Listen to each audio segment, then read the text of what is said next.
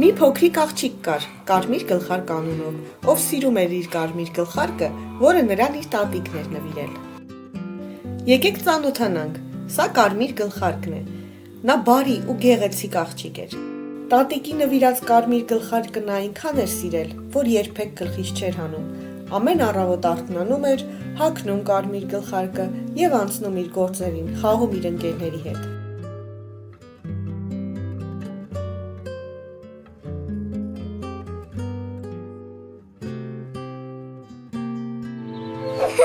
Այն այնքան գեղեցիկ է։ Մի օր մայրիկը պատրաստեց թարմ կարկանդակներ եւ տվեց աղջկան, որպեսզի տանի տատիկին։ Նա զգուշորեն տեղավորեց կարկանդակները զամբյուղում եւ շատ կարեւոր խրատ տվեց կարմիր գլխարկին։ Սա տար տատիկիդ, բայց ճանապարհին ոչ մեկի հետ չխոսես։ Լավ մայրիկ, խոստանում եմ։ Դուրս գալուց առաջ մայրիկը եւս մեկ անգամ բացատրում է, թե ինչ վտանգներ կան դրսում եւ ճանապարհում կարմիր գլխարկին։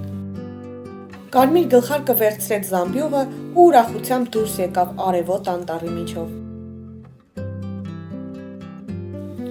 Կարմիր գլխարկը շատ լավ տրամադրությամբ գնում էր անտառի միջով դեպի տատիկի տուն։ Մյուս կողմից գայլը լուռ հետևում էր նրան ծառերի արանքից։ Վերջապես գայլը որոշեց մոտենալ, լսենք ինչ է ասում։ Բարև փոքրիկ, ուր ես գնում այս գեղեցիկ օրով։ Գնում եմ տատիկիս մոտ, նրան ուտելիք եմ տանում։ Անցիր այս գեղեցիկ ճանապարհով, այնտեղ շատ ծաղիկներ կան։ Եվ ահա, խորամանկ գայլը արեց այն, ինչ ցանկանում էր։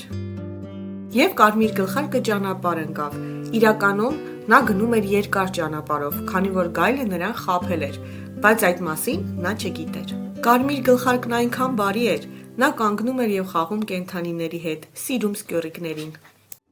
Մինչ կարմիր գլխարկը գնում էր երկար ճանապարհով,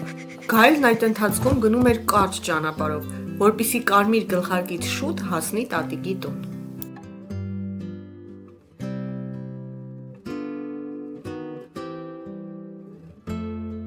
Չար գայլի մտածածը ստացվեց, նա հասավ ավելի շուտ, քան կարմիր գլխարկը եւ թակեց դուռը։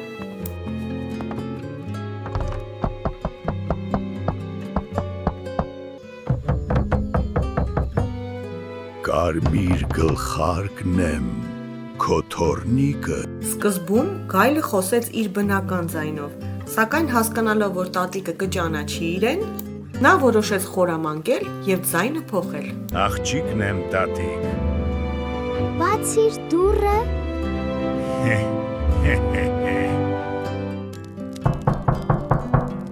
Ո՞վ է այնտեղ։ Ո՞վ է։ Եվ ահա, խորամանկ գայլը կարողացավ խաբել տատիկին, եւ նա բացեց դուռը։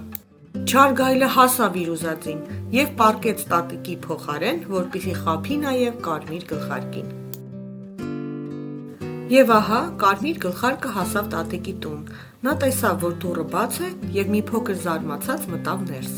Կարմիր գլխարկը տեսնելով տատիկին, մի փոքր շփոթվեց ու հարցրեց. Այս ինչ մեծ աչքեր ունես։ Որ քեզ լավ տեսնեմ։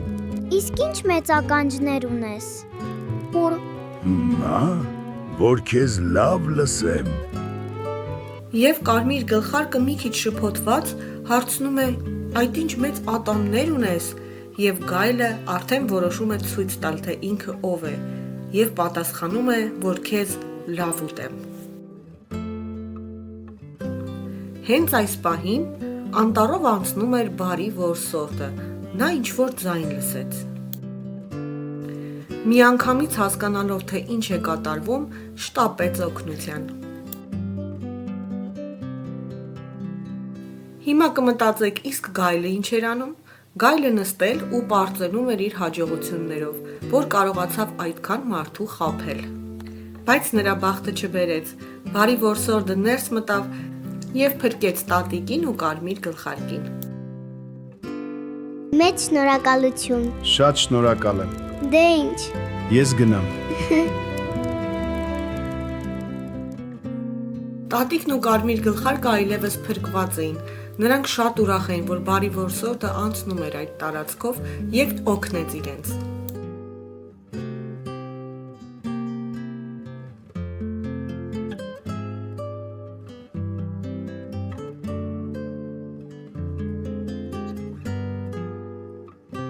Գայլը այլևս անտառում չէր եւ կարմիր գլխարկը կարող էր հանգիստ վերադառնալ տուն, անտառն այլևս ապահով էր։ Հիմա եկեք լսենք, թե ինչ խորհուրդներ է տալիս կարմիր գլխարկը մեզ։ Հարգելիներս, հիշեք, երբեք չպետք է խոսել անծանոթների հետ։ Եղեք զգույշ։ Եթե անծանոթ մարդիկ փորձեն քեզ հետ խոսել, միշտ լսիր ծնողներիդ եւ փոխիր ճանապարհդ անվտանգ։ Սա ընդհանրապես հեքիաթ է, ինձնից վախենալ պետք չէ, չարը միշտ պատժվում է վերջում։ Դե ինչ, հաջողություն մաղթենք կարմիր գլխարկին եւ գնանք դիտելու մեր մյուս հեքիաթները։ Հաջորդը լինելու է Պոչատ աղվեսը։